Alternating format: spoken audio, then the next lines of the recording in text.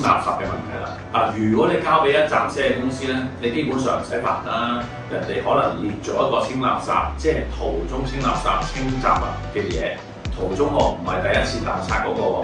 咁或者有啲公司咧，佢唔列出嚟嘅，總之唔使理佢會搞掂佢啦。但係如果你分開咗，假設我講緊呢一家私咁啊，咁佢啲紙皮究竟係咪家私要清理啊？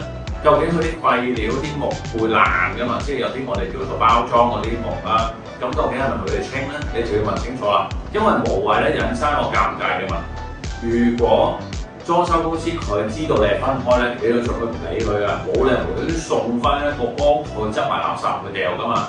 所以咧，你就要多口問多兩句啦。如果佢唔制，你咪問佢加幾多錢咯。你問翻家私嗰個，喂，你係咪幫我包埋嘅我呢堆嘢㗎？咁樣咯。好啦，如此類推。假設你唔係家私嘅，你可能係麗水，你識一個表弟啊、表妹啊咁樣有同事介紹啊咁樣。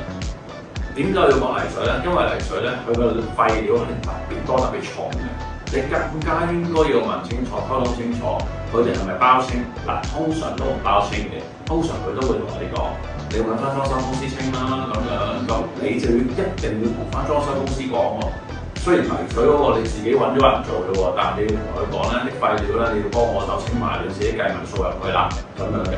如果咧你再尖鋭少少啦，或者大家要有白紙黑字咧，即係叫我連埋啦，就係客戶提供泥水工人啊嗰樣嘢，但係咧我要包到佢清翻呢一個廢料嘅咁樣。所以咧，如果你經過咗呢個溝通咧，就會少咗好多爭拗。